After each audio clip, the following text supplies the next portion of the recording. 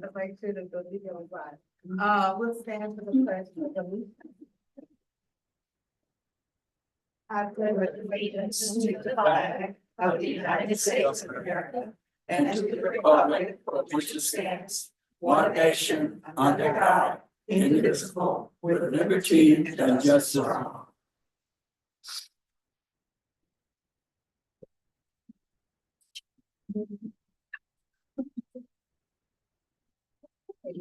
Call the meeting to order, and we'll have a roll call to establish a quorum. Please state your name when I call your district. Afton. Kennedy Oger.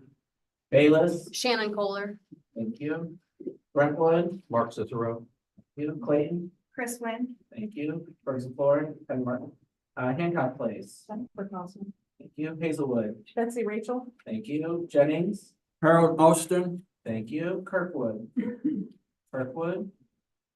Ladue. Keisha Lee. Thank you. Lindbergh. Megan Better. Thank you. Maple Richmond Heights. Linda Robinson. Thank you. Melville. Patrick McKelvey. Thank you. Normandy. Teresa Pearson. Thank you. Parkway. Debbie Hopper. Thank you. Pattville. Mary Kay Campbell. Thank you. Rittner. Stacy Alvin Wilson. Thank you. Riverview Gardens. Veronica Morrow. Thank you. Rockwood. Carrie Bacher, alternate Phil Milligan. Thank you. New City. Kate Gage. Thank you. Valley Park. Rebecca Menlin. Thank you. Webster Groves. Webster Groves. They have one of the best ones we've had.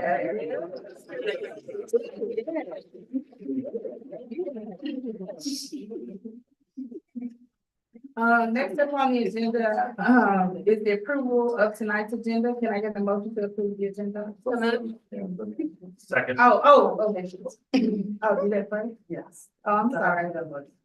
Okay, I'm sorry. So there's a request to switch the agenda for tonight.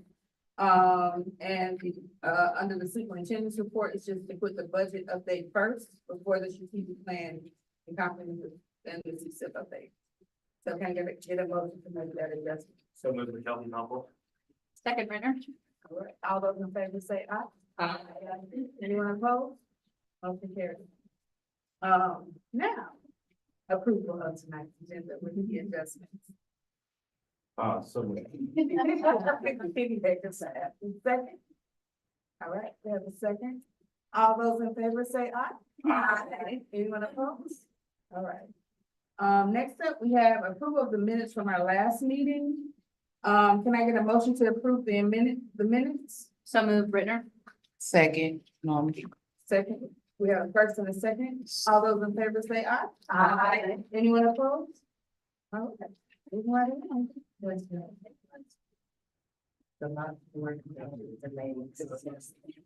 so we need to do May 6th or March 4th. We just did May 6th. Okay, so can I get a motion to approve the minutes for the March 4th?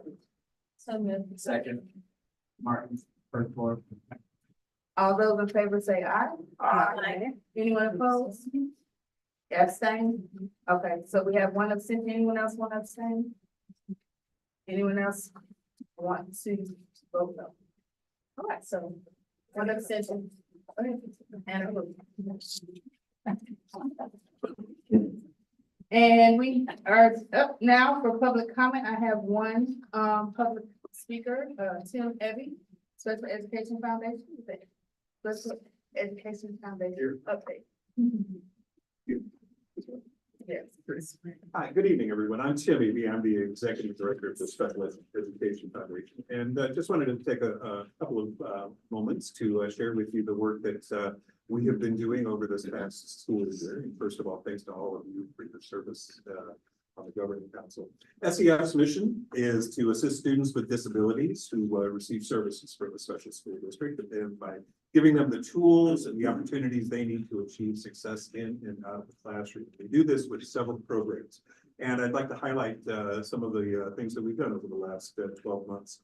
Our adaptive equipment and audiology program supported more than 70 students with assistive communication devices and hearing aids over the past year.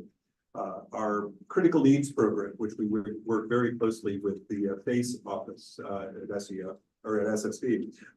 We received more than 50 requests for support and helped fund those. We also raised over $5,000 to buy winter coats for students during our winter coat drive, and also provided food kits for families during our winter and spring breaks. The Critical Needs Care Closet, which is part of our critical needs program in schools across the county, also providing personal hygiene items to SSD students in need. And last month, we just concluded a fundraising drive for that, where we raised about $2,500 to buy personal hygiene items for students.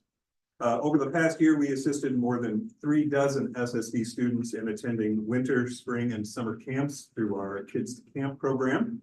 The Fredside Leadership Academy had another successful year, providing high school students who receive SSD services with opportunities to gain leadership skills with monthly programs to help grow. And those students then will go back to their home school districts of home high schools and hopefully join student council and be involved in that capacity. Our John Kerry Scholarship Program awarded $5,000 scholarships to graduating seniors to continue their education this fall. We provided more than $65,000 in grants awarded to teachers and educators who are SSD teachers with our Classroom Innovation Grants program. And those grants range from putting on performances to high school dances, to all sorts of different activities that the teachers come up with very innovative ideas. And we're very, very proud to support those with our Classroom Innovation Grants program. SEF also brought arts to the classroom with our SEF Presents program with live theater from Metro Theater Company and the Imaginary Theater Company, music from the St. Louis Symphony, and dance from Afrique Lolo Dance Company. Our program to support the SSD principals in the SSD schools also provided more than $11,000 in grants to the 5 SSD schools, the Bridges School, and the Juvenile Justice Center school operated by SSD. All of this was made possible with the generous support of individuals, businesses, and foundations, and we're looking forward to another great year in the year ahead. So that's what SEF is up to. Thank you very much. Thank you.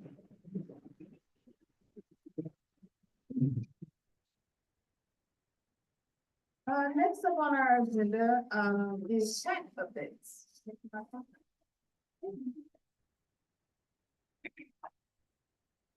Good evening, Government Council. Thank you for having us today.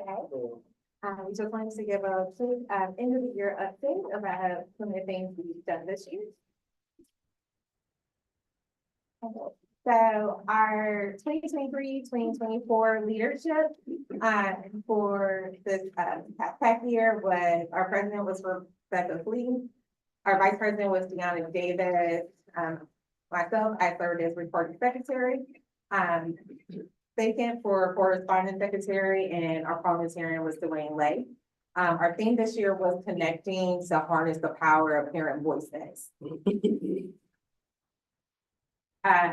See, we had representatives from different districts. So we had Bayless, Clayton, Kirkwood, Maplewood, Richmond Heights, Newhouser, Normandy, Parkway, Pattonville, Rockwood, and Western Groves.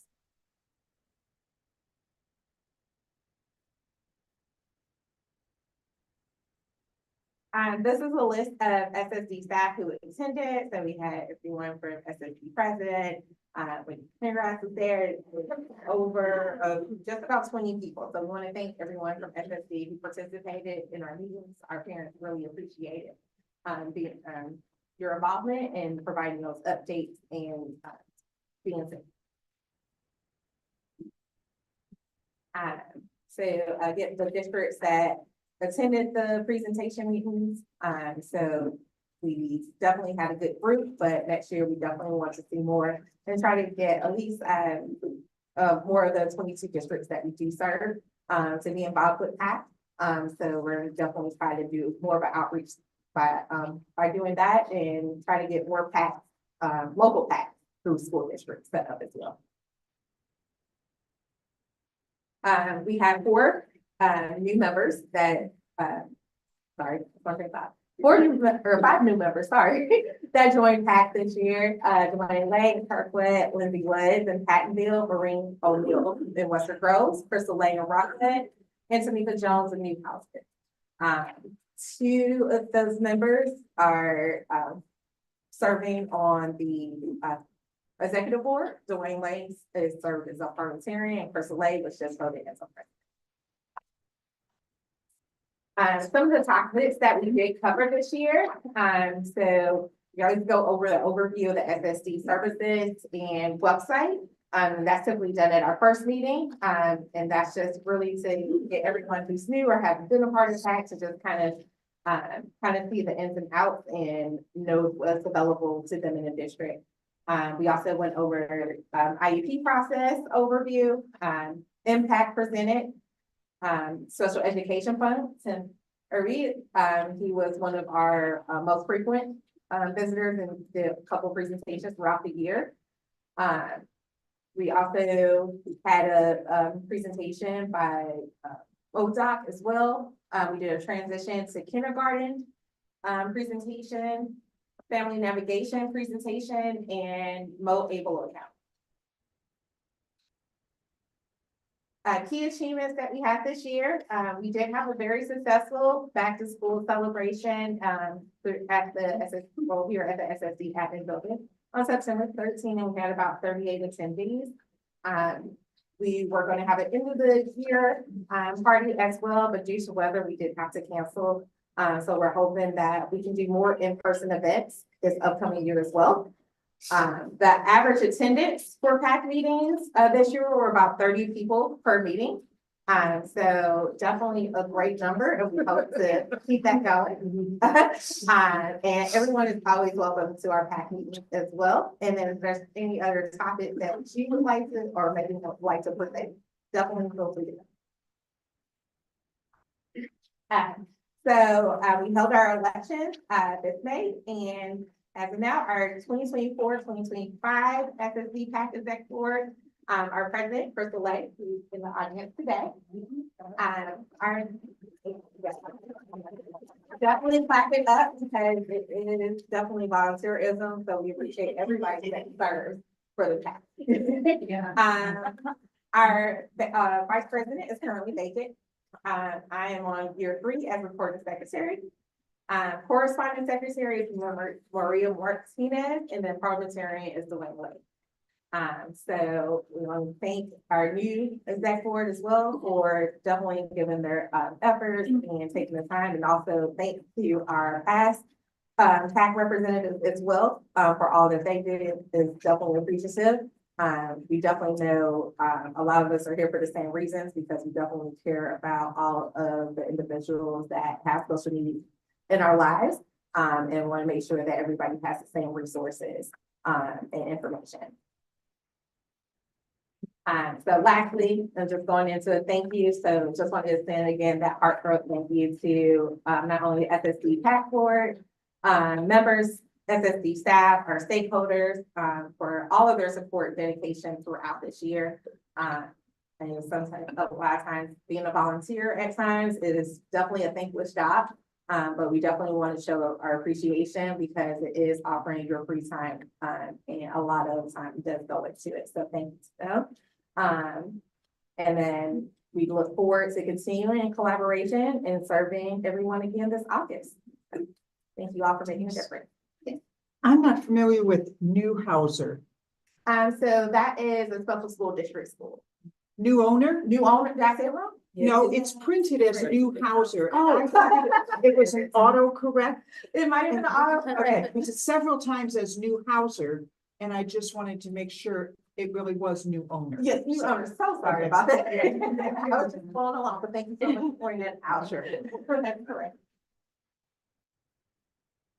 And I just like to say thank you to the PAC. I think that, you know, I know that you said you have 30 members and some of us have been to members meetings when there were 4 or 5 of us. So you're doing something right and bringing parents out and continue to keep people engaged. So keep up the good work, PAC.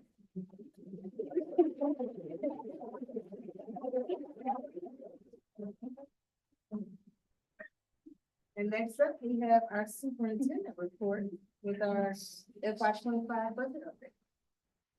Great, thank you, guys. I want to say, Denise scared me. I thought we had another school that I didn't know about. Gosh. Another one?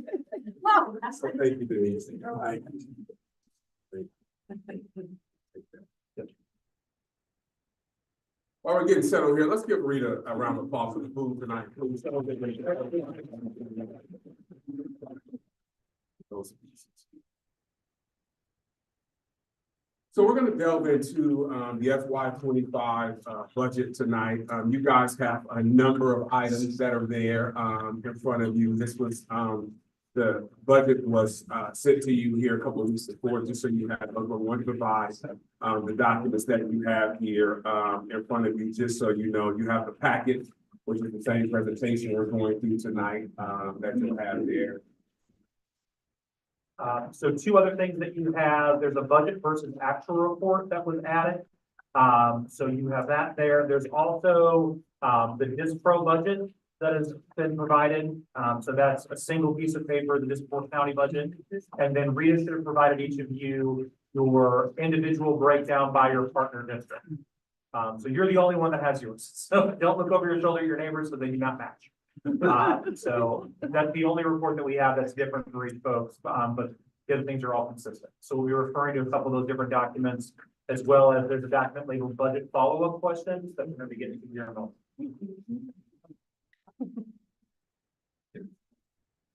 Great, so we're gonna start with the budget follow-up questions here.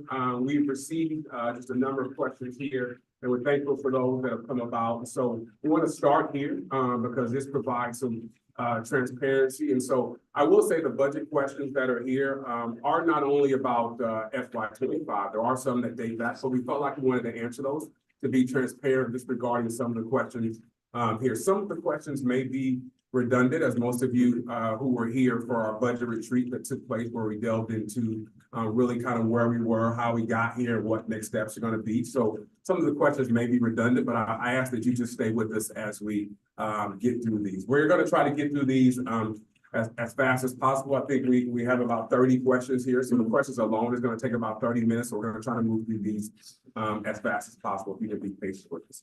So again, here in the budget question document, and I'm not going to read each question word by word. I will paraphrase as I get into some of the answers. So really the first question asked, really, what was a catalyst to determine the inaccuracies that was really presented or determined on how we found the inaccuracies in the budget? And so on the budget sheet here, you have a link, and Rita will send these out for these links. Trust me, these links work because we tried them. From there. But I want to know that in delving into what was presented to the Board of Education. So what was presented to the Board of Education in slides 12 through 21 and what was actually spent. And so when you look at that notation of what was presented, again, this is recap of what you guys heard and saw last time, but what was presented and what was actually spent, there was a large difference in those pieces. So that's what led the initial findings and where we got to today. And really, you'll see some pieces of that in the budget, or really the outcomes from those pieces. That was covered again in the Governing Council retreat. So that's question 1A there. B is provides, there was a request for all of the joint resolutions for the next 3 years. And so B provides those pieces there from all the joint resolutions. C was a request for really the 2023 financial audit that took place. And so that's what that link is. We are going to refer to the audit a little bit later in the document, so you'll get to hear some pieces from there. And then D was a question regarding really the correspondence from MSBA and legal counsel. There is a question here which really speaks to the work that Linda Quinley has done this year in MSBA and really leading, guiding a lot of work that we've done this year. And so when we talk about the discrepancies in the budget that were really discovered by reviewing again what was a presented budget to the board and what was actual. Now, I do want to note as I say that when we go back and look what was presented to our Board of Education last year and what was presented to you guys were the exact same thing. So you guys were making decisions off of the exact same information. I'm going to pause there for a minute because I think that's important to understand. There was no inaccuracies as it relates to what was presented to the board and what was presented to you. You guys received the exact same information. Has there been a question? And again, I'll close with this on really question number 1. Through the review, it was determined that the information, really the fiscal numbers did not align. And additionally, is there any hard documentation, I guess, and there's a question to be able to show that.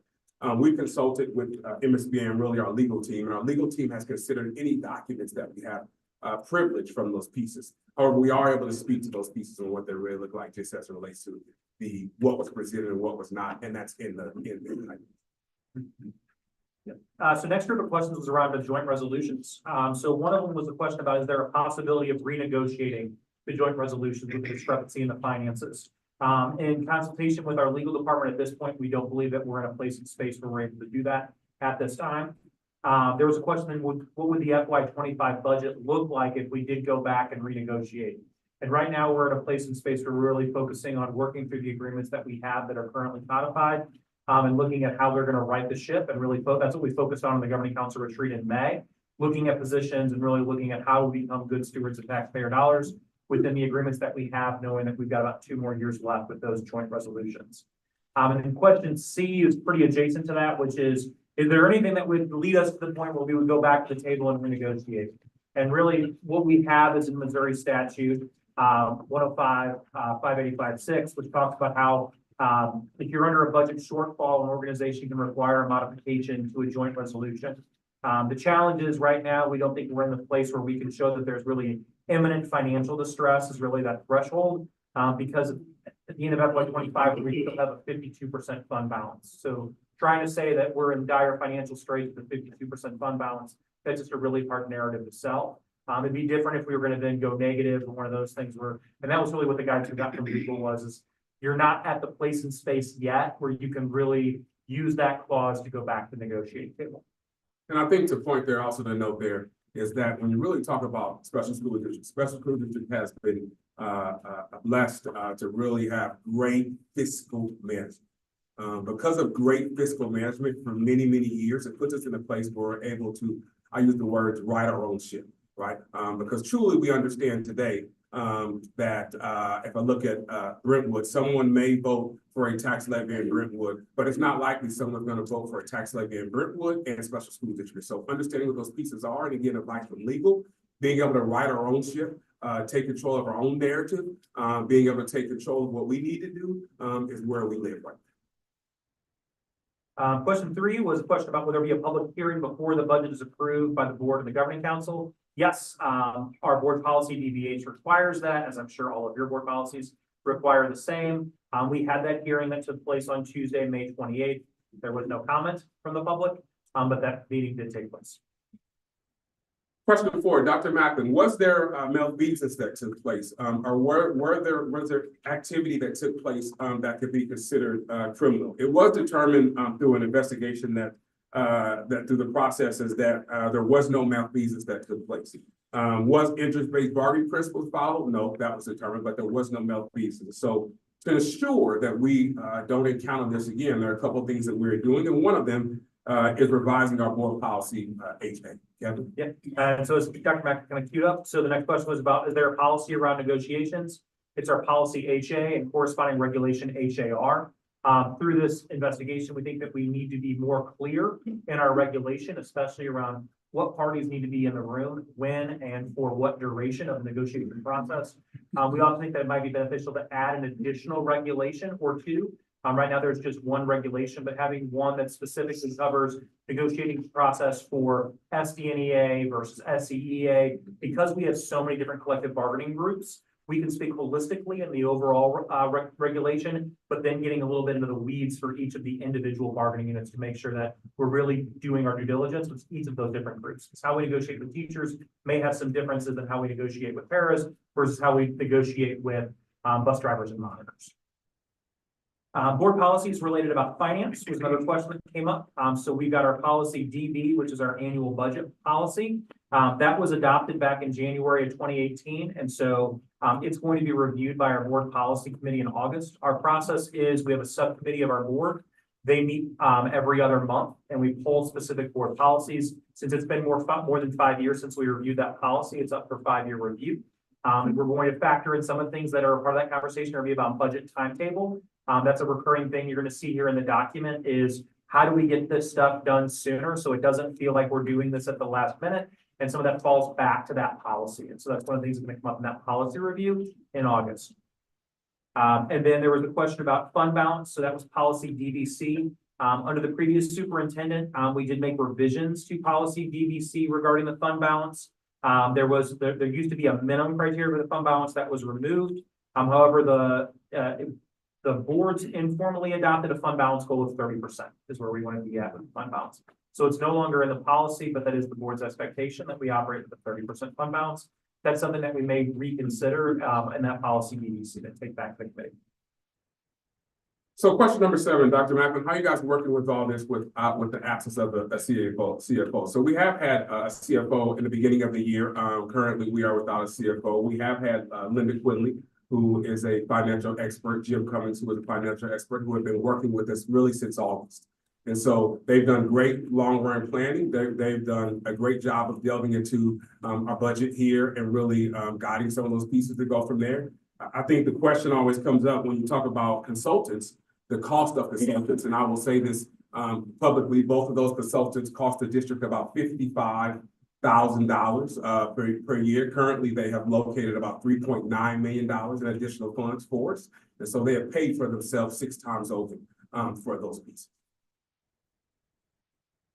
At the last Board of Education meeting, there was a reorganization chart that was presented to really get to meet the needs of students and provide a deeper level of commitment just as it relates to the organization. And I think the question is always, well, is there additional cost? When we talk about for that org chart, one of the key pieces is really being able to provide the level of support that's needed for our partner school districts. Almost 70% of our students and staff are in our partner school districts. So understanding that we need to provide the support at the need of the speed where the speed is needed. And so that additional position to support our partner school districts is not a new FTE.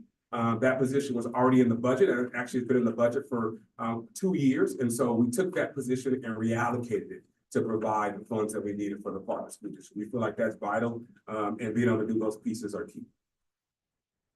Cynthia? In the budget presentation, there were a couple of questions that caused a little confusion. On page 11, I believe it's page 12. Yeah. It was about which columns do the numbers go to for the percentage changes. So if you look at the columns, you would look from right to left. So the first percentage column on the right-hand side is the comparison of the FY25 budget to the current FY24 budget. And then going to the left, it would be comparing FY24 to FY23 actuals.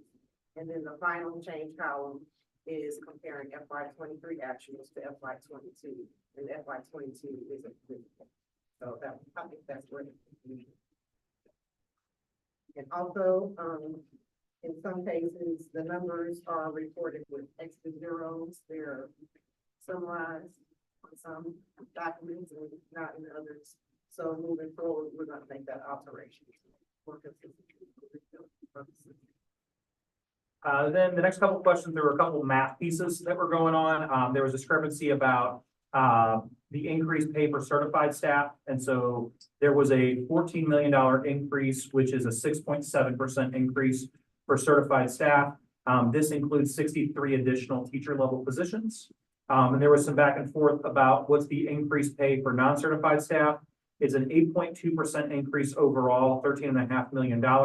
This does include the addition of 99 additional paraprofessional positions, and we're going to be reflecting that later on in the presentation this evening. And then comes up a couple times in this document is questions about overtime pay. And seeing that it looks like this big giant increase of 173.8%. When our previous CFO came in, the first thing they did was make cuts to some of our budget accounts. So we actually are now in the negative for overtime for this year for FY24. So FY25 is really reflecting what our actual expenses of overtime. A lot of times people think overtime, they just think, well, that's secretaries working extra hours. For us, a big piece of overtime is additional caseload pay for when our teachers are covering if there's another case manager who's out on maternity leave or paternity leave, or we have a case manager who's out for medical reasons, that they then pick up that additional caseload, and that's being calculated in that overtime column. So there is an instructional component to some of that overtime pay. So just keep that in mind that it's not just central office staff working extra hours. It is teachers in classrooms working extra for students. I think also one of the pieces here, when you talk about, is really when you look at the budget pieces, there were a number of items from a previous CFO who eliminated or cut costs where items already were overspent or already were bargaining in an area that were escalating. And so what do you mean? Our sub cost last year was $8 million. That was cut to 4, budgeted at 4. But right now we're at 17. Well, if we were already over the $8 million, you can't cut it to 4, and then you're going to be at those numbers, right? And so those are just some of the pieces that you'll see here as you get through the document. And I say that because it will look like FY25 is escalating a lot of places, but really it's just coming back to actual being from where the budget used to be. And so as I say that, one of the questions is pupil transportation, and we see an increase of nearly $4 million next year. Well, that is because of STA, which are Student Transportation of America. And a lot of that, I'll be honest with you, is cabs, right? When you look at the cost of cabs these days and where we are with those pieces, that's where a lot of that cost is coming from. What was the total cost of our North County stipend, or really special effects is what it was called to the cost to the budget. Here, the impact is about $3.6 million. And I can say, so special effects is really a program designed to really help to fill our hard to fill areas, our areas that are recruit our hard to fill areas.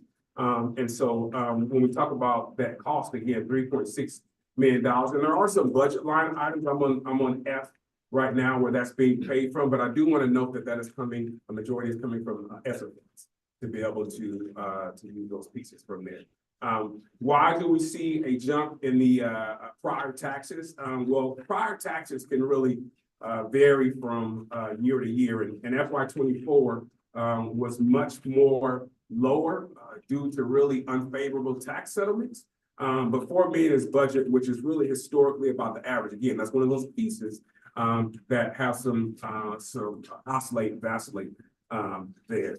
And then FY25, we also have $500 million budgeted, which is a historical average. So when we talk about the fund balance here, and really we spoke to it before here, and really speaking to what is the plan for the fund balance and where the fund balance is. Again, right now we're planning to end the year with about 52% fund balance, which is more than enough to cover expenditures. And as we get into the budget presentation, you'll see kind of where we'll be next year. We have facility plan obligations of about $23.8 million in principal and interest payments for really the next 10 years. I will say that we've done a great job of really eliminating majority of our building debt. To this point, we have one building that we are paying for, but we have eliminated all of our building debt except for that one building. So we are happy about those. And you'll see that a little bit when it gets into capital, how we're able to move some sense around to be able to reallocate some funds. Do we have a reserve for the settlement of protested taxes? Yes, we have an 11% reserve for the protest tax balance that is released to us by the county. So then there was a question about when you're looking at really getting into the changes within the dollars. 2 areas that asked for some explanation were the temporary administrator and temporary classroom. So the temporary administrator line is used for substitute administrators. So we bring in substitute administrators on an hourly pay. If we have an administrator who's going to be out again for a leave, maternity leave, paternity leave, etc., we'll bring in an hourly administrator. So that's where that temporary comes in. And then the other group was temporary classroom. And so that the overwhelming majority of that is extended school year, or when we have teachers who are doing a partner district summer program. So if they're working for that, that's a temporary contract. It's a contract just for that summer for that program. And then when that program ends, then their contract ends. It doesn't mean if you do ESY this year that you're guaranteed ESY next year. So that's why it's coded as temporary. And so it's charged to that account. So we also had some questions about, because we're a little bit different. We have 2,000 paraprofessionals. So by having such a large group, it makes some things that you look at in our data be a little wonky. One of it is you're going to see teacher retirement in the general fund for about 200 employees who are either teacher certified and non-certified required positions. So we have a lot of teacher certified individuals who are working as paraprofessionals, and that's that 200 folks that you're going to see who are paying in the teacher retirement system, even though they are in a non-certified position. Then next question was, there's a chart at the end of the budget report that shows our enrollment increases and decreases in comparison to state enrollment increases and decreases. The numbers for the current school year are not listed there because the data from DESE is still preliminary. It doesn't include early childhood numbers. And so without having early childhood in it, we're seeing a preliminary decrease for our enrollment, not counting early childhood, at a 14.2% decrease, where the state has seen a 0.25% decrease overall in student enrollment. That bigger decrease for us is attributed to one, the phase out of the full day program at North Technical High School, where those students used to be a full 1.0 with us, and now they're not. And then we also have just seen a drop in some of our other programs, and our SSD schools enrollment has gone down. And the bigger piece too is the weighted ADA component with that. So that's all attributed to that decrease. There are some spots where data looks the same years over year. Keep in mind, these are percentages that are reflected there. So in the state, you have 900,000 students. And so variance of a few thousand students isn't going to be enough to move the percentage needle. So that accounts for some of the years where it looks the same. Then you also had the 3 years where it really was identical because everybody was using the COVID eligibility provision, where we just kept the 1920 enrollment and carried that forward for 3 years. And so that's why that data did stay constant over that period of time, was the carry forward of that enrollment. There was a question about the projected enrollment for next year for the SSC schools. Using weighted ADA, it's 3,525. So then there was a question about really the breakdown of a couple pieces. So one was, what does with a number of things where there were comments next to budget items. So one was, what does the increase in personal property taxes mean? And so increase in personal property taxes means the increased revenue through taxes. It's predominantly attributed to new construction and an increase in personal property tax, because this isn't a reassessment year. So anything that we're getting additional and local, it's coming from new construction or personal property. It's not coming from anything else. And then there was a question for a detailed breakdown on the salary increases for the different categories of positions just for FY25. So the chart you have below gives you that breakdown for each group. So you have our teacher level staff, that's SD and EA. That group have 4% increase overall for FY25. We did a better job this go around for SD and EA factoring out those retirements, where in previous years, we would say 4%, it might not really be 4%. This is a true 4% that we've factored out teachers retiring, so we're really confident with that number this go around. SEEA, there's an asterisk next to this one in SDVLS because there's multiple different salary schedules within those groups. In SEEA, we have our paraprofessionals, but that also includes our registered behavior technicians. It also includes our certified occupational therapy assistants. Our physical therapy assistants are in that group too, and they have different scales. But when you put all those scales together, it's a 6% increase. For CESPA, that's our secretary group, that's a 4% increase. Local 610 transportation, we have our monitors and our drivers. You've got those percentages there. You also have the percentage for our warehouse and maintenance staff, 610, and then administrators, and then miscellaneous business personnel, which is anybody that doesn't fit in those other categories listed above. So when we really talk to the positions that were added really here by the employees, I want to say two things. There's two things as special school district that we promise parents. And one is that your son or daughter is going to go to school and then are going to return home safe. That's a non-negotiable.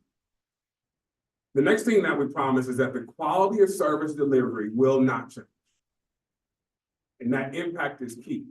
And so that's when you look here and you see the support that was added, the positions that were added to be able to support the needs and to meet the needs of students, which are key. And again, 99 professionals here, 50 teachers in our partner districts, 25 RBTs, 8 BC BAs, LPNs, social workers, facilitator, right? Paracoaches. And so these were added to ensure that the quality of service of delivery does not change and that we can have the impact and that students can have what they need. I think also when you talk about us really being able to add student-facing positions, right? For us, that means more than anything.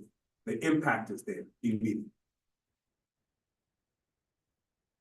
As we touched on earlier, we provided you in the report the budget versus actual report, so you have that as well. That's those 8 pages that are stapled together. There's a question about making sure that partner districts receive the staffing that they requested. So what I can let you know is that every student-facing position requested in partner districts was approved by the Board of Education on May 28th. This has been communicated to partner district directors who are also in contact with liaisons. All district personnel should be aware of the staff that they're receiving.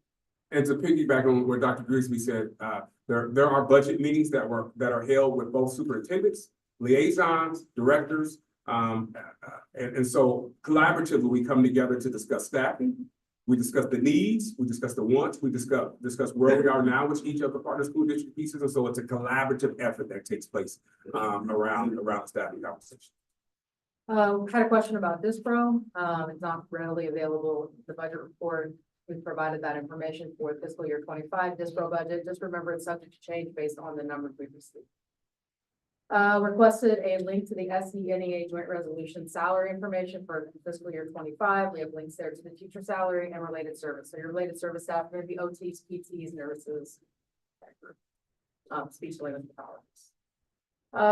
Question about the report being technically final, needing more explanation about numbers and variances and reasons things might change. We will absolutely incorporate this feedback into our planning for fiscal year 26 budget. Question with regards to positions, new positions, situation, how we got into this, how we're going to move, how we're going to consider positions, how we will, how we're adding positions so late in the year. And as you know, as members of boards, we are facing somewhat of a concern with regards to availability of teachers. And so our goal is to begin the staffing process in July. We have a dedicated staffing committee. Going to be examining staffing. We're going to be looking at programming across the entire county. Talk a little bit about this when we were together on our budget brief. We'll be looking at training, hiring. We're going to address the topic of making sure that we are making the staffing decisions in the best interest of students. We are absolutely taking proactive steps to make sure we are addressing this earlier, and we'll begin that process. Can you clarify July for? This July for fiscal year 26. Okay. So we're starting this fiscal year for next. I Way earlier. assumed I was like, that, whoa. but I was like, Yeah, we're I gonna rely assumed on that from what. that commitment. Question about what is the facilities authority and, is there a trustee? The facility authorities was established as a way to finance the, building improvements. It started back in 2000. And the auditors and state statute call it a component unit of the district. And UNB Bank is the trustee. And there's a lot of additional information from the audit that is drafted in detail below. There was also a question about what plans are in place to address the findings and recommendations in the audit report. There were a couple of findings in the 2023 audit. One was the E-rate funding was recognized as a liability from 2013 to 2020. It should have been recognized as revenue in the year the funding was received. So to ensure, as a result of the prior year's accounting error, we have implemented the recommendation for the annual review of all balance sheet accounts. The reconciliations at the end of the year by the accounting manager to ensure assets and liabilities are properly stated. And the other finding was the government has the suspension and debarment regulations that require recipients of federal funding to ensure contractors and subrecipients are not suspended or debarred by the federal government prior to execution. 5 of the 7 contracts they selected for testing, which do not have evidence to support that for suspended and debarment processes so far. So to ensure compliance with suspension and debarment regulations, our purchasing department checks all vendors now for high dollar bids and federal funding on government websites, the 2 government websites listed prior to executing the contract. And the information on the vendor finding is saved and filed. Question about the investment earnings decreasing by 3.8 million and 22%. This is a function of the fund balance decreasing but also a function of the lower short-term market rates due to the Federal Reserve making cuts. And of course, there's endless speculation when they're gonna do it and how many, so it's somewhat of a guessing game. Property tax, for a non-reassessment year, we show an increase of almost $4 million. But on the side of our budget, this is only 1.3%. In a non-reassessment year, increases come from increases in personal property. We get the full increase of that, and new construction, we get the full increase of that. So there was a question about non-certified salary expenditures being very close to certified salary expenditures. So the certified salary expenditures, that includes our teacher certified staff and our administrators are in that group. As I mentioned earlier, we have 2,000 paraprofessionals. Our non-certified group is a very large group of people. That includes our social workers, our OTs, our PTs, just positions that you probably don't have in your district, and we have a lot of them because of the nature of students that we serve. And so as a result, that is a really large employee group, but they are overwhelmingly student-facing positions.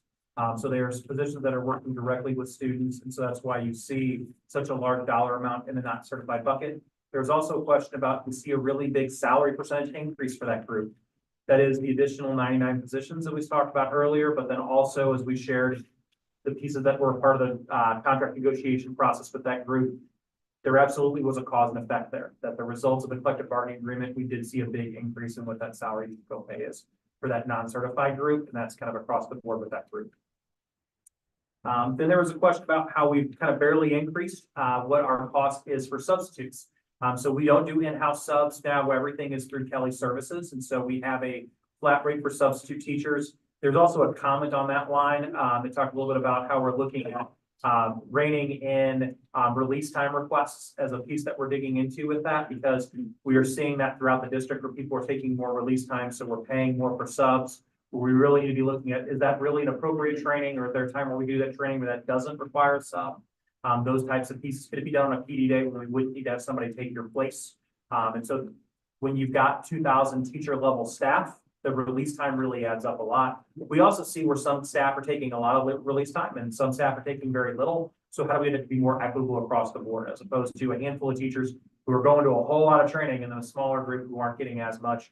How do we kind of even that out a little bit? So we want to see that $17 million right now that we have for Kelly Services stubs. That's based off of what our actual has been projected for FY24. That's what we carried over to FY25. Our goal is to come in under budget in that category. Our goal is to get some institutional control. And so that way we're not seeing as the things that we can control. We can't control illness.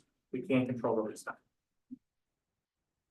And then why was there such a large increase about overtime? We talked about that a little bit earlier with overtime. Again, it's really we're restoring the budget to what the actual is, as opposed to what a optimistic budgeting amount was.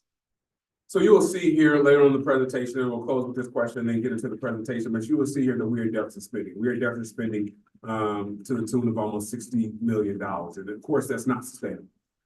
Again, because of strong fiscal management, it has put us in a place where we don't have to panic. And so in January, we had a board retreat and met with the board and then brought this back to governing council in May, just regarding really what are next steps. How do you plan to right the ship? How do you change the projection? And what's the plan to be able to ensure that when you are deficit spending, that your reserves don't drop from 70% down to 0. So there's a couple of ways, and then we'll get into the PowerPoint presentation here. Approximately about 640 staff either retire or resign from SSD a year. We are able to reallocate about 128 staff a year. That means that those staff that retire or resign, and we reallocate 128 staff just from those who retire or resign. And we're able to do that for 5 years. This is going to bring us about $49.2 million. Now, what's the difference between SSD and your school district? The only difference is that we've all lost student enrollment. We've all had student enrollment that's declined.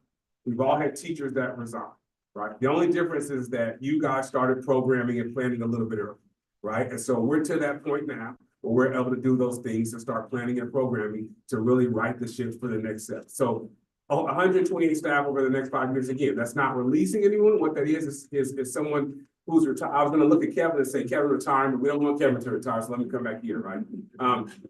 Someone retires and then we truly look to reallocate that position with programming. And honestly, if you look at the PRC recommendation for a couple of years ago, right? The equity report, that's the exact recommendation that came from PRC, word for word, to be able to start doing those pieces in the equity report. So I think that's number one.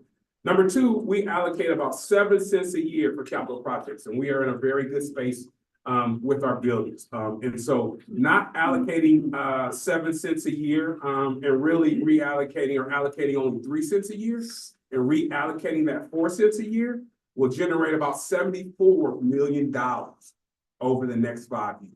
We've already built in 3.5%, 3.5 cents into next year's budget, right? To show you how easy that's able to do, right? So that's $73 million and that $49.2 million will deliver about $122 million over the next 5 years, put back into the fund balance to be able to right the ship, right? And again, also that non-wage cost containment. So what that non-wage cost containment means, because you can see it's only $1 to $2 million annually. What it means is that we have to stay under budget in the places where we're already budgeted. We can't go over. That allows us the opportunity to be able to right the ship and again to have us to be able to take control of our own destiny as we really talk about being able to for next steps. And now we're gonna move to slide 3. Yes, the most time we've ever spent on one slide. So this is information that you saw at the budget retreat in May. So we're gonna kind of go through this relatively quickly. So the purpose and goals of the budget, they match our district goals. And so you're looking at equity, we're looking at staff, we're looking at curricular support, and we're looking at facilities. Those are really our 4 budget goals. And then our budget focus. And so we're looking at what do we need versus what do we want versus what would really enhance our programming. So we're looking at all those different lenses. All that shapes the budget. So we have the budget that applies to all partner districts and SSD schools, but then we also have 11 districts that fall into disproportionality and 8 districts that are high needs. So here's our tier 2 disproportionality districts. So those are all listed there. As Dr. Grigsby touched on earlier, the budget for disproportionality is really determined by the state. And so that's going to dictate the dollar amount for that budget, but we did provide you with the FY25 projected dispro budget based off of where we've been at in previous years. And we work collaboratively with the partner districts to determine the allocation of those funds. And so Chiquita Moore and our partner district team work closely with those liaisons to figure out what's going to have the most impact in those districts. So the programming for disproportionality is going to look different in every one of those 11 districts. And then our high needs districts. So we have 8 districts that we've identified as high needs. This is based off of Distressed Communities Index. And that's where we need to provide additional resources to maybe close some gaps, recognizing challenges of the community that spill into the school system. How do we make sure that we're meeting students where they are and that they're able to succeed? So those are those 8 districts. So you have a breakdown of our historic revenue versus expenditures. And so you've got FY22 actual, FY23 actual. You also have our budget for FY24, and then you have our budget for FY25.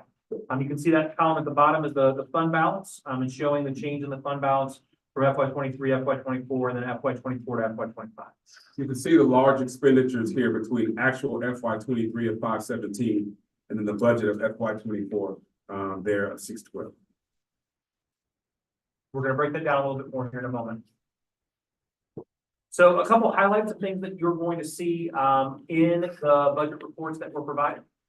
So we've got a couple things broken down here. So salaries and fringe benefits. You're going to see a number of increases on here. Our classroom certified was up 6.6%. Our support certified full-time was up 7%. Non-certified classroom support was up 7.8%. Transportation aides, they were up 10.3%. Clerical temp looks like it's a small dollar amount, but it's a large percentage. And that's just a change in philosophy where we started using some temps. If we have a vacant secretarial position to continue to be able to provide support, if it's an area of high level need that we bring in a temp to backfill that, but it's still only about $26,000 in that category. Student employment, this one sees a really big jump. And this one, being a career technical education person, I really like it. So, in our early childhood education programs at North Tech and South Tech, we offer preschools. And we've now switched to a model where in the afternoon, as opposed to having a paraprofessional working a split shift or coming in late, we're now using students as student workers in the afternoon. They're getting live experience, transportation's taken out of the equation because they're already there. All they have to do is move from one side of the hallway to the other side of the hallway. And so this is something that we're looking at. There's other ways that we can continue to grow that live experience. And those are positions that we were having trouble filling anyway. They're a hard to fill position. If we can fill that with students and get them meaningful experience and help them transition on to what's next for them, then we think that's a win-win for the district. So we're going to continue to see that student employment number 6185. We hope to see that grow over the next couple of years to see more of those types of opportunities. Non-teacher retirement, that's matching what you're seeing in the increases for the non-certified class and support salaries. And then like everyone else in the room is probably saying, medical and life insurance costs continue to go up. And so we're projecting a 6% increase there. So then purchase services. So big one, 6311 instruction services. It says instruction services dash tuition. That's really where we pay our substitutes out of the 6311. So that's pretty much all Kelly services. So you'll see that's at about 17 million. Data processing services, we are seeing an increase there. We're changing our district finance system and ERP system. And as a result of that transition over, we're having a lot that's being charged in the data processing category, which is why there's a 9% increase.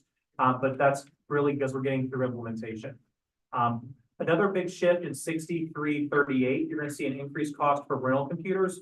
We have been purchasing computer devices. We're going to move to a process of renting. In the short term, it's going to save the district about $1 to $1.2 million in the first year by going that route. The other piece of it is it ensures that we're refreshing devices every 4 years. That's going to allow us in the budgeting process to have a more predictable price as opposed to dealing with the variability of the market. So we think the benefits of predictable pricing plus the additional savings we're going to see during the phase-in period is going to kind of be a win-win for the district. Contracted transportation, Dr. Mappin already touched on that earlier. Dues and memberships, 6371. That one, we're going to see a 6.9% increase. In the joint resolution for our teachers, SDNEA, they negotiate the district paying for a lot of different professional memberships or certifications that our teachers are being able to access. That's being charged to dues and memberships.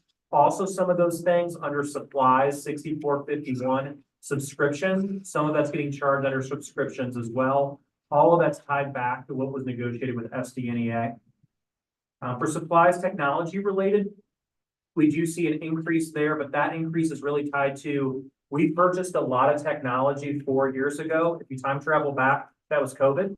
So there were a whole bunch of devices that we brought in that are now reaching end of life. And so those devices are being refreshed or those supplemental supports are being refreshed. And then general supplies, 6418, we projected a 5.2% increase on general supplies, just factoring in the increased costs that was shipping and just in general inflation is why we did a 5.2%. We're not buying anything extra. It's just the things that we are buying that we need possible. Capital outlay, this is the positive. So a couple pieces. You're going to see in 6521 buildings and improvement. We cut that by 43.6%. We're not building any new buildings right now. There's not any new construction that's happening. We're moving into the phase where we're really focusing on what do we have to do to continue district operations. So if you look at what we're doing this year, it's not super exciting. It's striping parking lots, it's paving, it's replacing roofs that no one's ever going to see, but we're going to know that it's not dripping. So those are the types of projects that we're prioritizing in the FY25 budget. All the preventative maintenance that you have to do to keep your buildings in the condition that you need them to be to last for decades to come. 6531 improvements other than buildings, that's all that exterior work. So that's parking lots, that's playgrounds, that's entries, all those pieces. 6552, you will see that that is an increase. So but there's an asterisk there because it's really money that we haven't been able to spend. For the last 2 fiscal years, we have been unable to purchase Type C buses, so the bigger school buses. And so we're able to order them, they just never show up. And then our order gets canceled, and then we start the process over again the next fiscal year. We still need those buses. And now we're finally at a place in space where we can both order them and receive them. And so we are projected to get some new Type C buses in August. We've gone 2 years without being able to get any new buses in that are Type C. So you're gonna see a $5 million in that account when historically we budget about 2.3 million in that account. And that's because that's all the buses that we weren't able to order in previous fiscal years that we've rolled forward. We've been able to get the Type A buses, the smaller school buses. We just haven't been able to get the full size with the wheelchair lifts, the air conditioning, all those pieces that we need to have to transport the student population out. So. And then other positive one is principal lease purchase agreements. We had a number of copiers that were on lease to purchase agreements. We now own those machines, so that's coming out of the budget. So capital outlay is the one we are seeing the biggest decrease in expenditures.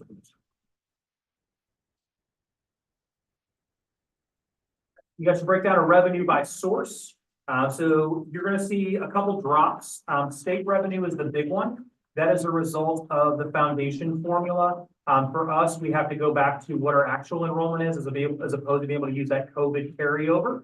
So we saw a big drop there. The other piece was one of our buildings, a larger building, North Technical High School, was eligible for that community eligibility provision. So every student at North Tech was free reduced. North Tech no longer qualifies for CEP. So as a result, our free reduced population there decreased as well. So both a decrease in overall FTE and we lost the multiplier on the students who were there as well. So that impacted our overall numbers for weighted 88 for the district. So that's where we see the drop in state revenue. The drop in federal, that's pretty much all tied to ESSER funds. And then you'll see a little bit of a change. We really got back to more actual for local revenue. So that's the 1.2%. We do see a little bit of increase there, but we see drops in state and drops in federal.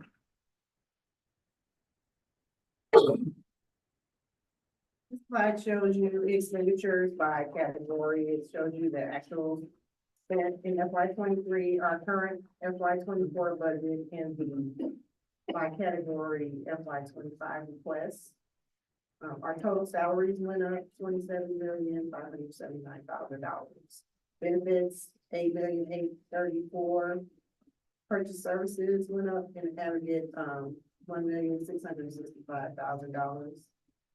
And our supplies remained pretty flat. We went up by $160,000, and then it shows you the capital reduction of $13,669,000. All right, on staffing. Some of this information was covered in the questions. Also, we covered a lot of this in the budget retreat last month, but we'll go through some of this information. In our SSD schools, we've seen a drop in attendance from 2019 to 2022, and then since then it's remained relatively flat. But what we have seen is that we've maintained our teachers at a flat rate as well. And so what that's caused is that we've had a decrease in student-to-teacher ratio. In our partner districts, we've seen a similar situation where we saw a large decrease in enrollment from 2020 to 2021, probably attributable to COVID as well. We remain relatively flat since that time with regards to enrollment, but we have seen large increases in staff. So when we talk about reallocation, looking at programming, looking at needs, in both of these slides, you see there are places that we can make reductions and that makes sense for students and still will maintain student service. I really think if I can on this, I think last year when we got the budget, which obviously, those issues. We saw a decrease in students, but increase in minutes. So I don't see that in here at all. Are we still seeing, is that accurate last year that we? There has been an increase in minutes, yes. We can get some more information for you. I'm just curious how much, because again, if you're decreasing staffing, but minutes are increasing. Well, you can increase minutes, but remember, all those minutes are not provided by one staff. So you can have 5 students who have an increase in minutes, and you can look at caseload. So that's where the caseload ratio, which we're going to talk about in a minute, is going to come into play. Thank you. Thank you. So as Dr. Macklin indicated, we talked about our comprehensive staffing plan. And when we talk about that, we talked about, I think we said 640 positions annually, 650 to 700 positions annually we turn over as a district through resignations or retirements.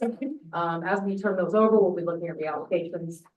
It's not just student facing, we'll be looking at vacant operational positions as well as instructional positions. The goal is to reallocate about 125 positions annually. Our goal continues to be to maintain high levels of student services, but also acting in a fiscally responsible way. That's our obligation as well. So we're going to ask you to partner with us in that. Can I ask a question? The word that I've heard a couple times is reallocate. when you talk about reallocating the positions that have been, the people that have retired, those 128 positions, is reallocate really the right word? Are you taking that money and, because if you take that money and spend it somewhere else, then the budget didn't come down. You're really cutting that amount of money from the budget, right? Yes. Okay. But we may be, so you may have a retirement in one of your schools and you may still need that. And so we may fill that, but it may be filled by a person from another school. Gotcha. So we're talking about reallocation in that way, but an overall number. Gotcha. Again, we're talking about through caseload monitoring, enrollment trends and programming, but we also have to manage the perception that our students have more needs than they ever have. We see a raise in minutes, but is that really attributable to more needs, or is that changing perceptions?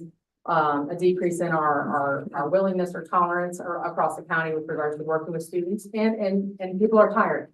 So we have to manage all of that. Burnout is high, it's a real thing. And so as we move into this process, we really have to manage the perception of students being more difficult. There's other ways to attack that other than just assigning staff. We can look at training, behavior intervention plans, other resources we have in the district. There's lots of opportunities to do this. So one example of some working, I know this was a question came up at our budget retreat. One of the examples is the caseload workload summit that they had last summer. It's a group that's working on workload and caseload, and they've developed a formula or a system that is sensitive to student need and to other minutes, behavior plans, all types of different types of characteristics of students that go into an IEP. And so we'll be using that to calculate caseloads. Piloting it right now in Rockwood, Riverview, and Maplewood. Selected those 3 districts based on size and also just willingness to participate in this. We'll be looking at that as we implement it over in the pilot schools over this year. We'll be able, this fiscal year, this one coming up, we'll be able to make adjustments to see where it's not sensitive, where it's not really indicative of what the needs are. And then we'll be able to establish thresholds that we'll be able to roll out to use in those reallocations or reductions. In the budget questions, this was covered pretty closely with regards to the new positions. As we said, all of the new positions requested in partner districts were granted, and those went to the board on the 28th. Any questions? I have a question. I know that you said that the positions were granted, but I know that there's also been some positions in districts that have been hard to fill. Yes. So how are you adjusting that? Just because you say you have these positions and you can't find anybody that wants to go to fill them, what is the plan for that? Well, I can speak a little bit to that. So, we have to have another meeting on that tomorrow, but right now we've gone through the process of calling all of our teacher certified parents to see if any of them are interested in making teaching positions. We're offering, a carryover from the special effects for our 5 identified school districts. If you come to work from another district or outside of the district into a teacher or teacher level speech path position, you will be eligible for that $3,500 stipend if you work the entire school year. We're looking at our transfer process. We're looking at other options. We're not having a problem filling our paraprofessional positions. We have degree paraprofessionals who may be interested in moving into teaching positions as well, using that temporary authorization process. So we are exhausted. We are also going to reach out and ask y'all if you have a surplus of teachers, please send them our way. So we'll be happy to work with them. But we are doing everything we can to generate applicants and to be able to support them. We recognize that we have districts that are very hard to fill, and we can't continue every year to have students without certified. To your point, I think, and to Dr. Grigsby's point, I think if you look at our para pool, again, we have not had a problem filling our pairs. I think everyone has had a problem across the county really with teachers. I think that there's a national teacher shortage. We all know that for those pieces. And so for us, truly understanding that where we can go to be able to find teachers, we have over 300 teachers in our pair. We have 300 pairs in our para pool who either have degrees or certified, right, or have some kind of certificate. So really certification. So moving those individuals into the pool and really being able to grasp from that, thinking a little different, but being able to grasp those pieces that keep. Can I have a question? Why are the certified teachers that are paras, why are they not taking teaching positions? Have you surveyed them? What's the pulse? Why don't they want to be a classroom? Yeah, I think there's a number of reasons. I think number one, a teaching position at times could be harder, right? I mean, let's just be transparent about those pieces, right? I think, And I'll just be transparent, when you look at a 37% increase that our paras got last year, they make more than the first year teacher. Without the Right, paperwork. right, and so all, right, and so right, so all of those pieces are reasons why, and so we have to be creative. We have to be creative about these pieces and really being able to look at next step. Feels qualified when there's critical shortage. Are you guys taking retired teachers to come back Yes. in? We are. I have a question about the buses. I don't remember, there was a grant that was provided in the county for EV buses. Was the district qualified for that Good or? question. So we, because of the nature of how we run transportation, we have chosen not to bring in EV buses. But the issue is SSD buses don't ever stop, really.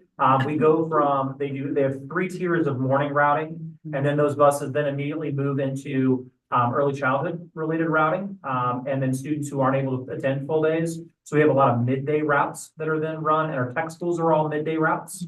And then we continue on then to our afternoon routes. So the ability to recharge during the day is just not an option for our buses. And then because of the nature of the students that we serve, our buses have to have air conditioning. And so between running air conditioning in the summer and heat during the winter, it really takes a lot out of the battery. So even the EV buses that are out there, a lot of them have a supplemental diesel engine just to power the AC or the heat, because otherwise you'd have no battery. And because of the geographic distance of our routes, because our routes cover the entire county, we don't have the benefit of being in a tight geographic area. It just didn't make sense for us to go down. We can buy a Type C bus for about $150,000. An EV bus is about $400,000.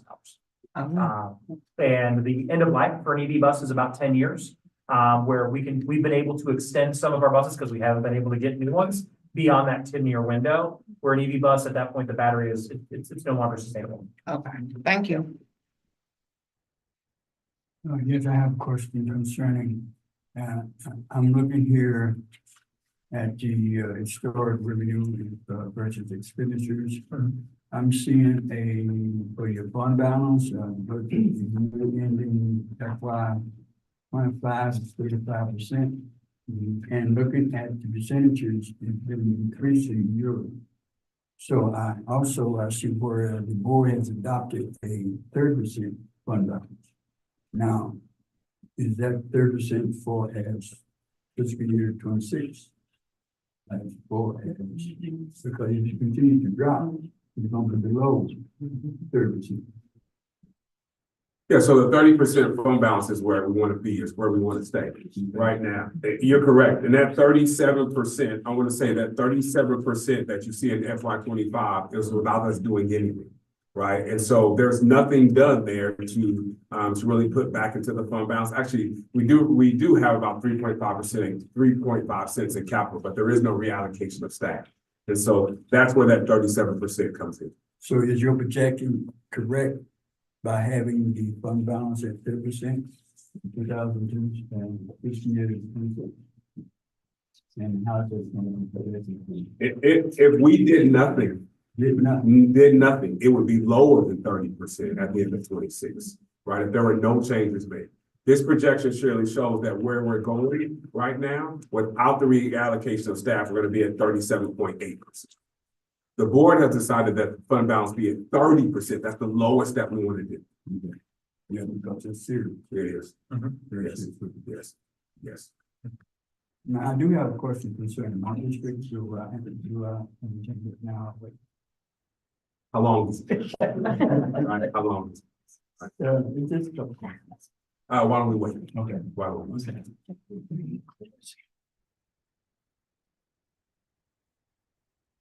Question. You made a couple of, I mean, just clarify on North Tech, why are they no longer eligible? What Yeah, so happened? that's a good question. So in the 1920 school year, the decision was made. So South Tech has functioned since City of St. Louis Public School students stopped attending South Tech. South Tech switched over to a fully half-day delivery model. So nobody is a full-day student at South Tech. North Tech in the 1920 school year, the decision was made for it to move to a delivery model that matches South Tech. So at that 2020 school, in the 1920 school year, 1920? 2019, 2020. Oh, that's. So, okay. yeah, the year that we forever. Yeah. 1920. the best school year ever. The decision was made, right before the world shut down that we were going to phase out the full day program at North Tech. So there were about, at that time, about 285 full-time students at North Tech. As a result of the change, North Tech is now a fully half-day delivery model, but we now don't have those 285 full-time students that were attending. And so that was sophomore through senior. So that really took a lot out of our overall enrollment for the district. At the same time, the positive of it is our enrollment as the half-day program has increased. So this year is the highest that North Tech's enrollment has been since 2017. So we saw a big uptick. We're seeing, there was a feeling that we were somewhat competing with our sending schools because our sending schools offer a full day academic program. It was really duplicative of us to offer a full day academic program as well. When they can stay at Hazelwood and take their math and their science and their social studies, they come to us for the thing that their sending school isn't able to provide. That they're not able to have a diesel technology program, that there's just not enough students in one high school to support that, so you travel to somewhere for that. So it's really getting back to what's the mission of what we're trying to provide, which is career and technical education. Okay. And then my other question has to do with the comment Dr. Macklin made about how the previous CFO made a cut of 50% for a particular item. I guess the bottom line question is, it doesn't seem that decisions like that should be made in a vacuum. And did that person just make that decision on their own to do that without consulting? You know, where's your zero-based budgeting platform and talking to everybody about, you know, what a budget should look like instead of just somebody making a decision to cut something without having input from the rest of the organization? I think Debbie Hopper, to answer that question, and I'll go back to our budget retreat. I think there were a number of decisions that were made in a vacuum, unfortunately, that wasn't transparent in a space and place like this. However, we are committed to ensuring that those pieces don't happen and that we are transparent in all the decisions that are being made. So moving forward, the process it's going to be a little bit, it's going to be very much different. The process will be exactly what you have here tonight. You can see that you received the budget 2 weeks before tonight's meeting. You can see that you have every single piece of paper of documentation that probably could have been presented here tonight regarding those pieces. And then there's constant conversation that goes back and forth, and so that we have a clear understanding of where these pieces are. Technically, we want to be able to do this. We don't even want to be able to be delving into the budget in May. We want to have this conversation to be able to have this process done in March so that we are moving forward and making decisions that are benefiting all from the pieces that we have here. For SSD, this wasn't a typical school year, and we recognize those pieces and move forward. And so we are committed to that excellence that's needed. Well, I just want to thank you for all the time that all of you have been putting into answering your questions, and I know I've been a little heavy-handed in asking some of these questions, so. That's okay. Just so we all know, Debbie Hopper asked 37 of the 40 questions. we all love Debbie Hopper. Thank you, Debbie Hopper. Thank you, guys. I just have a clarification question. So at the budget retreat, the current path of fund balance was reported for fiscal year 25, 41.95. In this document, it's saying 37.8. Just so I can wrap my head around it. What's the discrepancy? Teacher What's the difference? negotiations finished, so we had a more realistic, we had a placeholder dollar amount increase, but we didn't know where we were going to land at the end of negotiations. So that was our biggest dollar amount that was still an asterisk. Okay. And that got wrapped up at our last board meeting on the 28th. And so we were able to plug in real numbers there as opposed to a placeholder dollar amount. Can I back up to the teacher shortage and having difficulty with that and the paras that are certified? Just let me just give you a scenario. I'm just curious. If I'm a paraprofessional, I've been with the district for 10 years. I either came in with my certification and for whatever reason wanted to be a para, or I gained it during those 10 years, and I decided to apply for a teacher position and I get that position. Am I starting at the bottom of the teacher pay scale, or am I getting credit for my years as a para? So typically, anyone, we give 10 years of experience. But I think the question that's asked is, if I am a first or second year para, and I am going to move into a teacher position. Because that's who we're contacting, and that's who we're reaching out to. Because of the para increase of 37% that took place, those paras make more than our teachers. And I heard a voice from back here saying, without the paper. Right? And so without the extensive process of writing an IEP and all those pieces. And so that's the challenge that we're facing a lot of times. And we got to be creative about those pieces. It's not often that when you see 10 and 10 are those equal numbers that have been here for longevity. We're speaking of our newer pairs in those roles, which that's what we see a lot of times. Well, and they'll be mistaken. They're not beating down the doors to make them. I promise you, we've made personal phone calls to about 250 to 300 folks. And Right. I was just speaking to the fact that, oh, they make more. Well, if, Yeah. you know, if I'm making more because I've been here for a while, then absolutely it would be ridiculous to even consider. But if I make more of a move across like this, then because the teacher salary schedule does go higher eventually than the paras eventually go. So you can make more eventually as a teacher than you can ever make as a para. So if we could, you know, give them a little bit more of a straight path to that rather than saying, okay, now you're going to have to take a pay cut and do all this paperwork for this many years. I mean, no one's going to do that. You said we still owe on one building. I think I know what that is, but what building do we still owe Our on? warehouse. Oh, that's not what I thought it was. Okay. So we've done a great job of really just open central garage. Had a ribbon cutting there. Everyone was there for those pieces. But our warehouse is a building that we still own on. We are working to eliminate that building debt collectively. And then at that time, we will not own any of it. Because that's a leased space that we're in for the distribution center. Okay.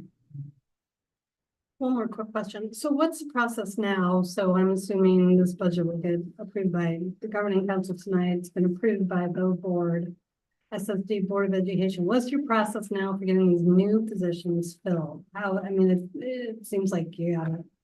We have requested position codes. We are already starting to fill para positions. We are having to be a little bit more strategic about how we're filling teacher positions because of the vacancy rates in some of them. So I can't give you a clear cut answer right now, but we're working our tails off that happen. And then. It's the question that keeps her up at night. Yeah. It keeps me up at night. And you're working with the partner districts together to do this, to recruit, or is there any recruitment taking place through them also, or is it all just being managed through? Our partner schools are well aware of the positions that have been added, and we've discussed really being able to recruit if there are some ways to be able to, as I say, give or take for those pieces, but we have discussed those pieces with our partner schools. So just on the record, I'm not interested in returning back to the classroom now that I've retired. However, if you do get a few teachers to come back out of retirement, do they still collect Yes, their retirement and a salary? yes. Yes. Okay. At the rate that they were. They won't come in at the same rate that they left. I think it's maybe step 8. Don't quote me on that, but it's not a beginning rate. I thought there were limits on that under critical shortage, that has been lifted. So if you do not qualify for critical shortage, it's a 550 total hours, I believe. The critical shortage is only good for 48 months. Is that correct? I think it's reapply. I have to do a bunch of things to qualify. Make sure we're doing all those things. Real quick, I know, did the language change at all in the contract? Like a district like First Floor has an issue sometimes getting teachers to come, that teachers can't transfer out, like say an opening opens in another district that maybe doesn't have part of time filling. Are we still allowing teachers to transfer out of some of our hard to fill districts at this point in the year to go to another district if there's an opening last minute? It just. We have an obligation to our JR. So what we have to honor the transfer process. What we aren't granting is we didn't grant any mid-year transfers this year. So if you had a teacher that transferred out of First Floor, let's say against Parkway, they had to wait until this upcoming school year to make that move. So we're doing everything we can within the bounds of our process to limit that. What's the cutoff date? I'll have to get back to that. And we have had some conversations about really going back to the collective bargaining table, just regarding language. that we don't feel is always, benefiting, students at the end of the day. And so, that's where we'll be this summer for some language for those. Thank you. Are you guys? Any additional questions? That's our. And I will say, Keisha, to that point, I think we've done just an amazing job of programming and planning, but the real work takes place next year. And we understand, these individuals who are here, the individuals behind me, we understand that the real work takes place next year. And the work is not for the faint of heart. We look forward to it. Thank you. Thank you. Thank you.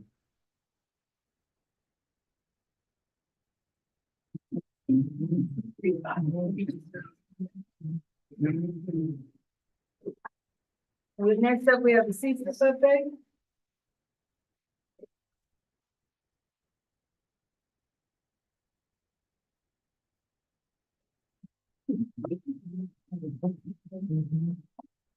Good evening, Governing Council. Thank you for having me. My name is Molly Bolton, and I am the Executive Director of Teaching, Learning, and Accountability.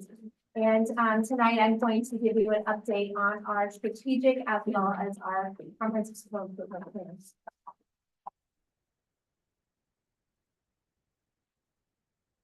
So the scope of this presentation really focuses on our fourth quarter progress for our plans. And just a quick reminder, this is the second year of our 5-year plan. So this graphic kind of describes the difference between a strategic plan and a comprehensive school improvement plan or CSIP plan. Typically districts have one or the other. We happen to have both. And so as you can see from this graphic, I'll just highlight a few things. The strategic plan really focuses on the district as a whole. So we include the operational side as well as the instructional side, where our CSIP plan focuses more on our student impact results. So it's very focused on students. Also, when you look at the strategic plan, we're really looking at all systems within the district, where CSIP is focused more again on those student-facing systems. So I will first report out on our strategic plan. So here you will see our first goal, which is looking at database systems to support not only instructional side, but also the operational side. We do have two strategies within this goal. One is really to work with our administrators on both the instructional side and the operational side to really strategically prioritize those pieces, looking at data to improve their efficiency and effectiveness. And then the second strategy within there is then developing that internal capacity for being able to gather the information as well as analyze it. As you can imagine, a lot of our student data is housed in your data systems. And we often do not have ready access to that. So this team has really been focused on looking at solutions, working with a grant with MoreNet, which is an agency that works with DESE and education agencies on technology. And they did an innovative grant that is looking at developing a system for us where we can readily share data between the two school districts. This is like the unicorn. We have been looking for this for a really, really long time, and it's just really hard because your districts definitely want to protect student data in your systems. But at the same time, for us to really effectively meet the needs of our students, we need some of that data that's in your systems that we don't have. So this team has really been focused on trying to work with others to develop those systems so that we can data share back and forth with each other very easily. So you can see this year, they're working with MoreNet and EverFi. Really looking at, they have found a vendor, they think, to start building and piloting this. So that's really exciting. Also, we're looking at data governance. We are a huge organization with a lot of employees, with a lot of students, 24,000 students. And so ensuring that the data is consistent across all of our systems is really important. And so we've been working on establishing some data governance guidelines. Next year, we're going to continue working on the net same realm, and then also looking at a lot of the interconnections of our data across the district. Looking at our second strategic goal, this is where we're optimizing our resources to really support our students. And so our first strategy there was just to really look at each department within our district and kind of analyze and catalog the resources that that department uses to meet their needs. And then from that work, that was then passed to the next strategy team, which is really developing that data process to then make sure that we have an effective and equitable distribution of those resources. So a lot of that work in 2.1 was done last year and into the beginning of this year. And that's going to enable the 2.2 team to really begin their work. When we look at goal 3, this is really talking about communication and making sure we have two-way communication throughout all of our stakeholders. So we do have a variety of strategies in here. Our first one dealing with our community business agencies and stakeholders.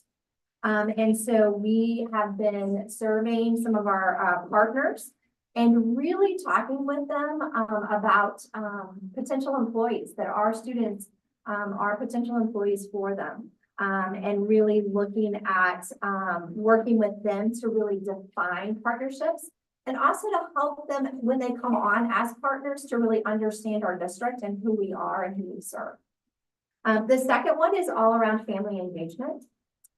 We have some new membership going in there for next year, and we're really looking, we developed this year what we call point of contact.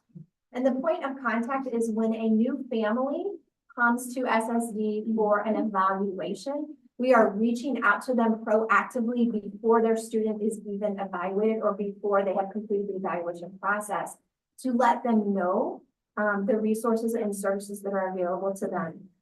Even if their child doesn't qualify for a service, we still provide them resources.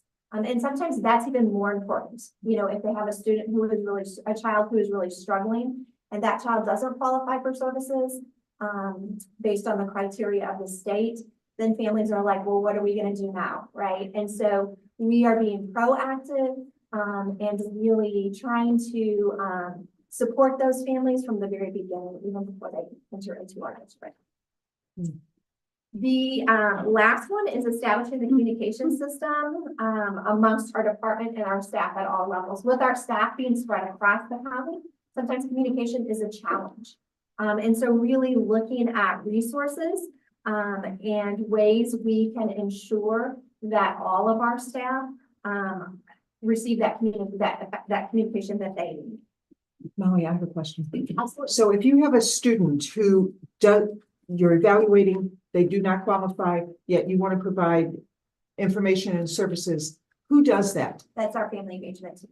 Okay, Yes. thank you. I didn't know if it went back to the local district, the psychologist who was doing it, the counselor at their home school, or whatever it might be. So oftentimes what our family and community engagement folks do is they know resources throughout the county Sure. that then they can access, but absolutely they would be, I mean, the counselor is super involved in the evaluation process itself.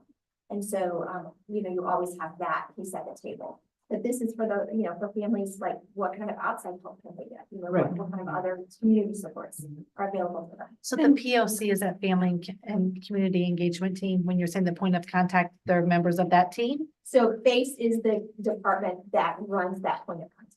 Okay. Yeah, And, program. and approximately how many people serve on that team? It's a very small team. We have just restructured this year. Starting July 1, we will have 1 director, we will have 2 coordinators, and we will have 3 ambassadors. But they have done a phenomenal job.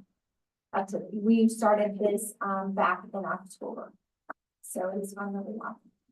I'm really happy to hear about that because so many times we see students who don't qualify for SSD services and excuse me, how can you expect them to then function in the regular environment with all the other students when they, you know, just because they didn't meet their 20-point whatever, it's just not fair to that student because they clearly have some problems that they need to overcome. So I'm really happy to hear about that. What kind of monitoring that's done to ensure that families are taking advantage of the resources? So we don't necessarily, like, I could tell you, we do take data on how many families reach out to us after that initial point of contact. We also do offer, any of our family, academy, and those types of things are open to all families in St. Louis County, not just families of SSD. And so we do have like, our attendance numbers and things for that.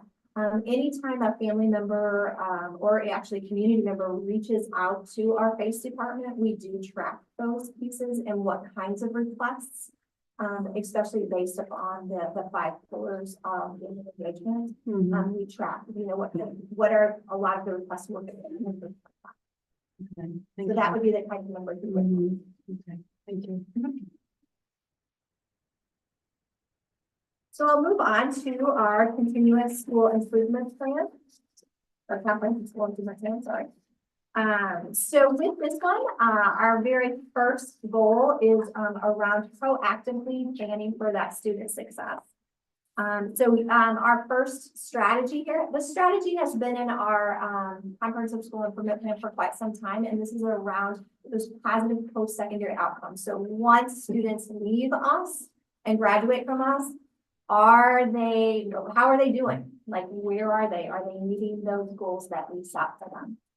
So this team has done a lot with that. And so what you can see here is they are using Charting the Life Course, which is a long-range planning tool that has been created out of Kansas State and University of Kansas, sorry, wrong one. And we are really utilizing that tool in our IEP planning process for that forward planning. And they are working on training our teachers and really making sure they understand. And then FACE is also, our family and community engagement is also working on training our families with those tools so that when they come to the table for those IEP meetings, everybody's on the same page and we're really thinking strengths-based, full, long-range plan for our students. The second one there is about improving the connections between data and research. So really looking at our distressed community index and how that's kind of correlating with our vacancy rates and the longevity. And then what does that mean for student success measures? So really trying to figure out how do we predict some of those factors and be proactive in planning for those so that our students are successful. And then the last one in that category is engaging in the collaborative planning with our partner districts. And really, we've been working a lot on looking at the different, again, types of data and how we can communicate better with partner districts. Our second goal in our CSIP is, thank you. Aligning and coordinating decision-making to provide student support. And so really, when you look across the county, we have, there's not a lot of consistency in programming. So I may be a student in Rockwood and I may receive this type of classroom and this type of service, and I move to Hazelwood and, oh, wait, that's not available there. So what do we do now? So this team is really looking at the research and looking at kind of standardizing some of that programming, especially the programming in language that we have, so that we know when a student is moving to another district, what is offered there, and then how does that correlate with what they've gotten in their previous district. So really just trying to look at some of those philosophy pieces and how to ensure that consistency. The second strategy in this area is really looking at those evidence-based practices that are strong in evidence and research to be effective for our students. And they're really looking at, first of all, developing what we call a core resource guide. So that is a guide for when our partner districts are looking at programs, curriculum programs for ELA or math or social emotional learning. And really researching what does that look like for students? What does the research behind that look like for students with disabilities? And sharing that with our partner districts so that it will help them make better decisions on the programming that they're choosing. And then also looking at a lot of the evidence-based tools that our teachers have access to and making sure we have a robust plan for that. Our last goal for this area is around our students in transition. So really looking, SSD has the great pleasure of being the equity provider, if you will, for the whole county. Because if you are a student in SSD, it doesn't matter if you're in Hazelwood or Rockwood or Melville or Normandy, you get SSD services. So when we have those students who are in transition and they may be moving several times a year, we can hopefully be that constant for them. And so that's really what this strategy is looking at, to see how we can improve our systems. So if we do have a student moving from district to district or school to school, that we are able then to ensure they can get into school quickly and lessen that transition for them. And that is the end of my report. Any questions? I had a question, and it goes back to, I think it falls in two places. Okay. With the first one in the street, what was it? Strategic goal 1, and then the CSIP 2, when you talked about the implementation of the technology pieces. Yes. And then again, when you in the CSIP 2, you're talking about the implementation of. My question is, how are you going to provide equity and parity in the implementation of these things across 22 different districts, doing it 22 different ways? And doing it even multiply by that when you get into buildings within the districts. So how are we going to make sure, like, I might put something in SIS one way, and then you go to another district and Hancock puts it this way, you code it this way. How is there a plan to make sure that we can all get on the same page so that the information can truly be shared with parity and knowing that it's being done and documented the same? Absolutely. And so that is for strategy team 1. That is one of the pieces they are working on. Okay. And so part of that includes knowing how everyone does code that so that we're able to get it into the system and it all matches up. Right. And so it is a huge endeavor. But it is something that we have been wanting to do for a very long time. And now with this opportunity, especially with the Hornet grant and with Ever5 coming on board, they see the value in this for students and the impact on students. And so, and a lot of that comes to that data governance as well. And so it's definitely a heavy lift that's going to take many years to accomplish. But we're starting, No, it's good to hear that we're starting. And I was just wondering, like, strategy wise, I know that Dr. Macklin needs to solve the superintendent. So the superintendent's on board with this, so then we can make it a little streamline some of this and make it a little easier so everybody can kind of get on the same page. I mean, I think that even as a region, we gotta start working together better. Absolutely. Instead of everybody. Well, and I will tell you, one of the things that our board has asked for many, many years is having a unified calendar across the county, and we're closer than we ever have. We're not there, but we're closer than we have ever been with that. So, there's hope. There's definitely. Yeah, and with the second part of it, when we were talking about the CSIP and the implementation, me and Wendy have this joke about hot dogs and bratwurst for that very reason. Because when one district, says, oh, this is all we can do, and then you move and you find out there's this whole other world of special education that we didn't know about that existed. So how do we, or that there wasn't even a whole library of stuff out there that can't be got for my kids. But how are we making sure that that we're doing it the same or as similar as possible? Similar as Yes. possible. Yes, and that's where, so right now, so remember, we're just in our second year here. Right now, that specific team has really worked to just kind of catalog what do we have? How is that? What do we call that? How is it defined? Because we might have a center-based classroom versus a self-contained classroom versus a functional classroom, and those are all the same thing, right? But depending on where you go, they're calling it something different. So right now, that team has just worked on capturing all that data. And then now they're digging into, so what does best practice look like for a student with autism?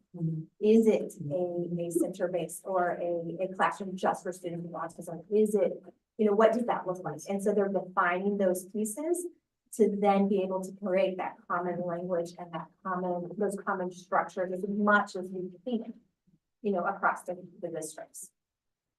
And mine isn't so much a question as is a comment, because I guess you could always assume that students are just going to move within San Luis County. Some students move to Illinois. Yes. And so instead of reinventing the wheel, even like with MSBA, NSBA, to be able to maybe have a presentation for other states as well, because I think the information is viable here, Illinois, New York, so it can be passed. And that's what, we are fortunate enough to have the resources to have the opportunity to do some of those things that are, on the forefront and to be able to share our best practices. Okay. Thank you. Any of these Let me people? just say. All right, thank you so much. Next we're up to our action items. First is approval of the strategic plan and the CSIP. So moved, Brock. Second, Rittner. So we got Rockwood with the first, Brittany with the second. Any additional questions, discussion? All those in favor say aye. Aye. Anyone opposed? Next up, we have approval of the FY 24 budget adjustments. So moved. Second. Ferguson and Afton. Okay. All those in favor say aye. Aye. Anyone opposed? I'll abstain. Any others? All right, motion carried. Next up is approval of the FY 25 budget. Question. As I indicated to Dr. Macklin, I have some questions concerning the budget as far as concerning Jennings, my district. Can I ask the questions now? Or? Dr. Macklin, you ready to see the question? Sure.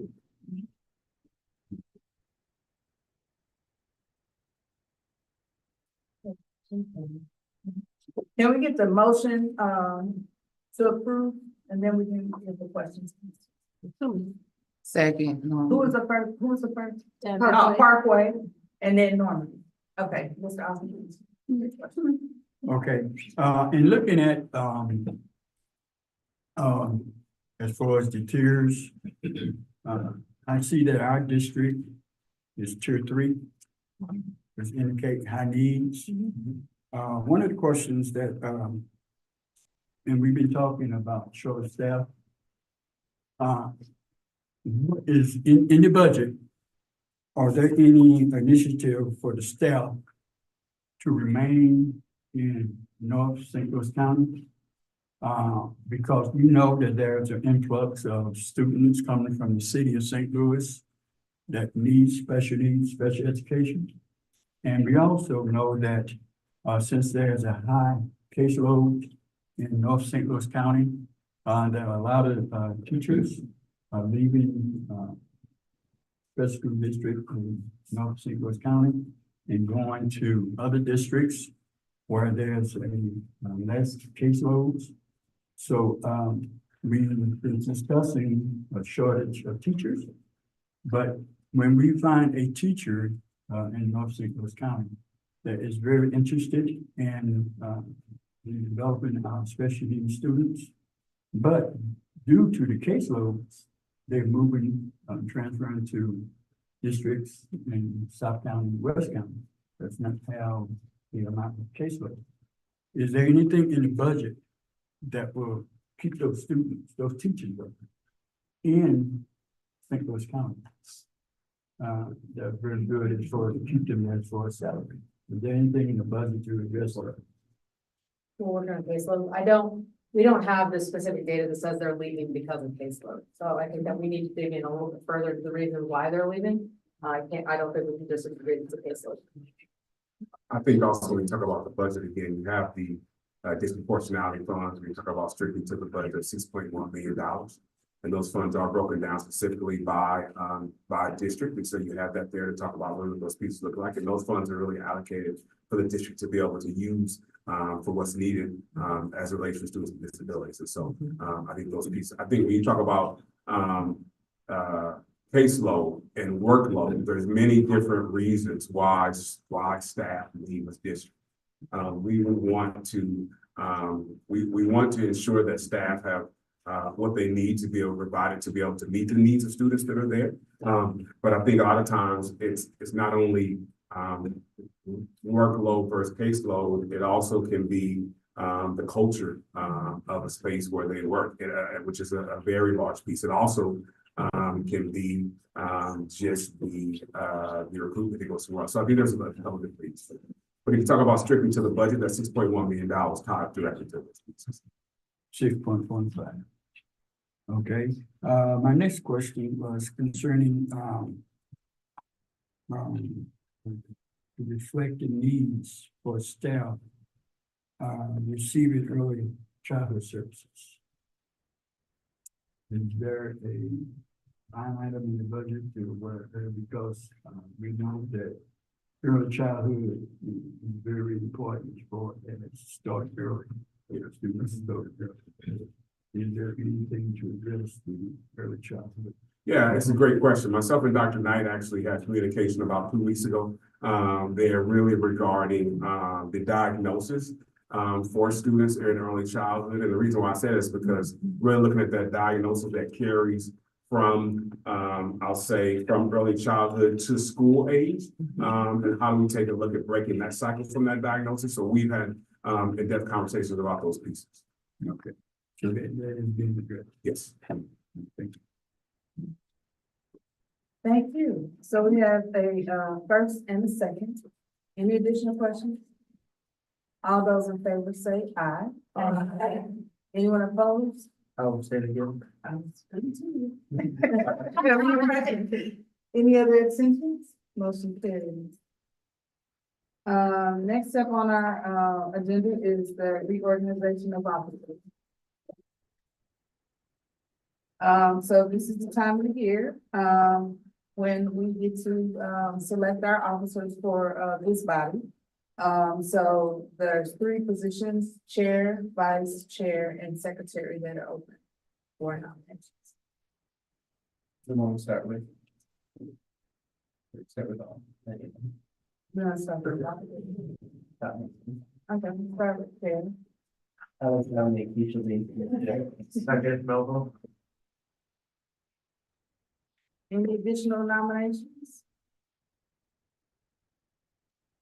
Doing a fine job, doing a fine job. All right, we have a first and we have a second. All those in favor say aye. Aye. Anyone opposed? Anyone abstain? Thank you. Thank you for your confidence. Next up, we have vice chair. Are there any nominations for vice chair?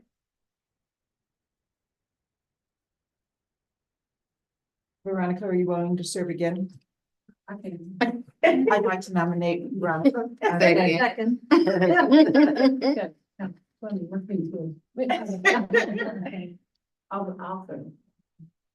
Any additional nominations for vice chair?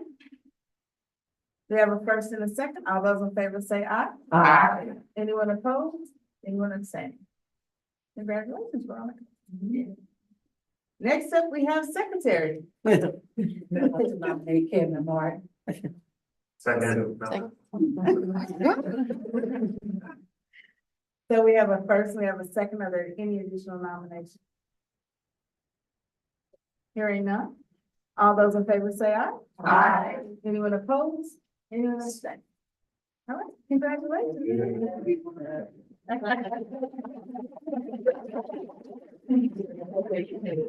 Thank you all. Next up is our calendar of events. We have our governing council meeting calendar. Somewhere. Yep,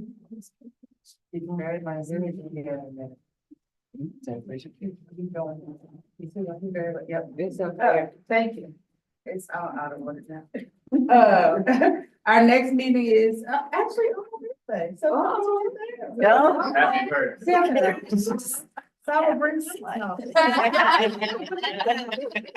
And then we, after that, we have, that's our orientation meeting, and December 2nd is our revised budget and an update on the strategic plan, and we have March 3rd and June 2nd of 25. What was the first meeting date? September 23rd. It's a national holiday. And June the second was the last one. December 2nd, March the 3rd, and then June the 2nd, 25.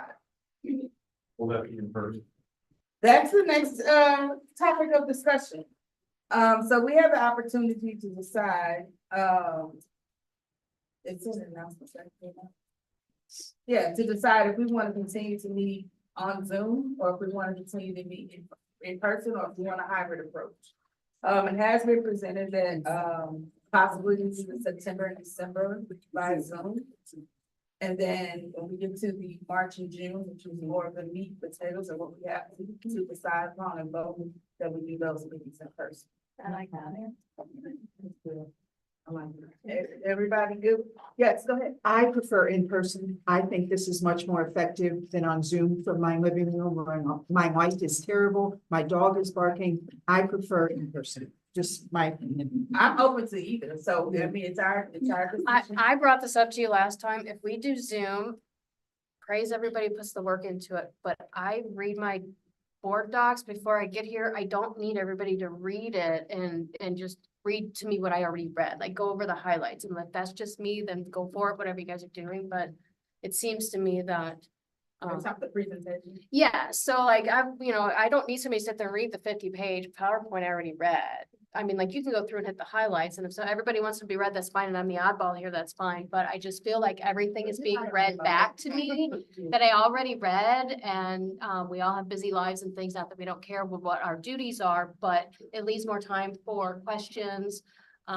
Because I do feel like because it takes so much time to go through them, that I feel like it's rushed them, because then it gets to be 9:30. Yeah. And, we're already 2.5 hours into it. Think of that orientation. Yeah. Orientation slides, like Yeah, 5 minute slides.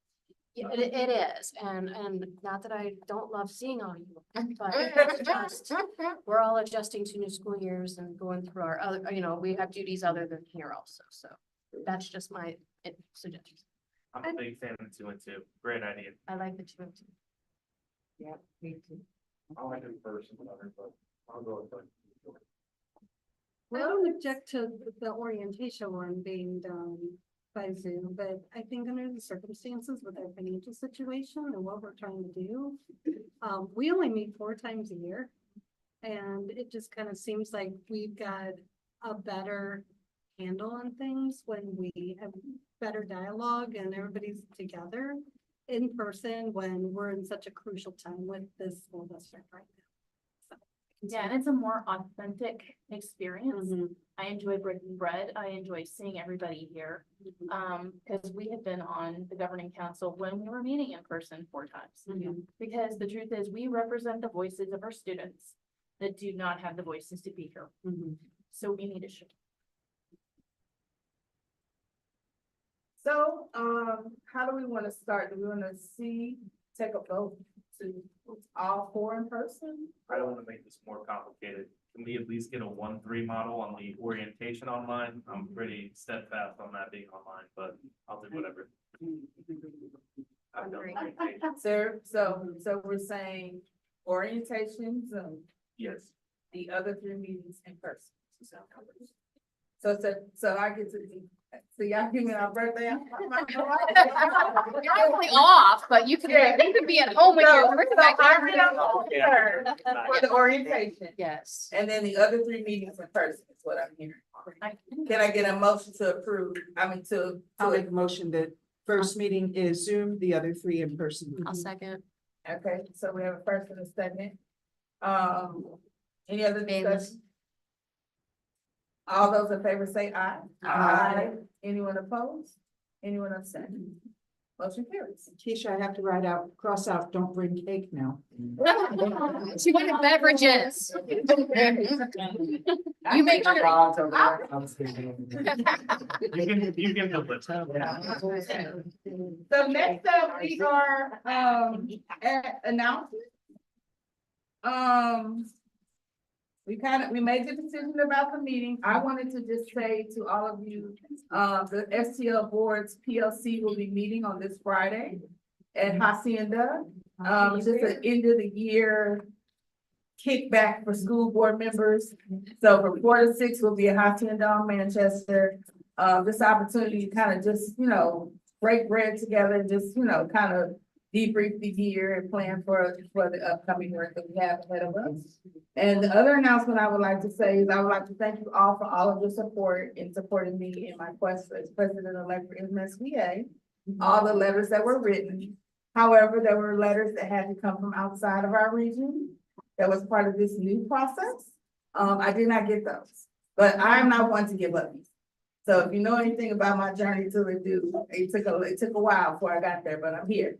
So, there will be another opportunity that will present itself in November, where there's only 1 letter from my board that's required, and I will continue my quest to be president-elect. So I would like to thank you all for your support. It means the world to me. It means the world that we all want to work together to do what's best for our students in our district and for Structure School District. So thank you. And I just wanted to say, piggybacking off what she says, I don't know if you all know it, but we are part of Region 7. And Region 7 is the largest, and I want to say that again, the largest, almost 100% participating region of MSBA. And we have not been represented in a while, and that's just all I'm going to say on it. Hope to see you in November. I have an announcement. Yes. If anybody in your school district or friends or relatives or kids need community service hours, I work at Busch Stadium with the recycling, the green team, and I sign papers all the time. It's about 4 hours a game. You get in the game for free. You help us recycle during the game. If you come to 3 games before September 27th, you get in the Billy Joel concert for free to help us recycle. So just throwing that out Just there. email you. Maybe just email you and your school email address. Is that I'd what? rather give you a card tonight where you. Can you do sign that? up. So I'll give it to our NHS. Yeah. That's Right. awesome. Yeah. You are now. Yes. Happy birthday. You got two right now. Just for you. That's our reading I put this for you. Yeah, I think a real quick announcement. As you know, Dr. Macklin just started this year, but he's already received a national award, as excellence in education. The award, it's the NAACP, so it's a national award. We'll be receiving that on June 22nd. So we're really excited for him, to continue his journey as an educator and work with all of us. So thank you.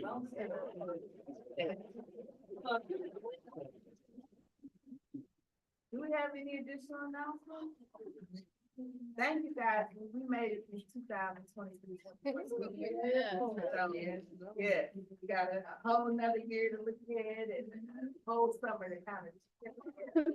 So, Do we need a motion to adjourn? I'm giving, I'm sorry. Motion to adjourn. So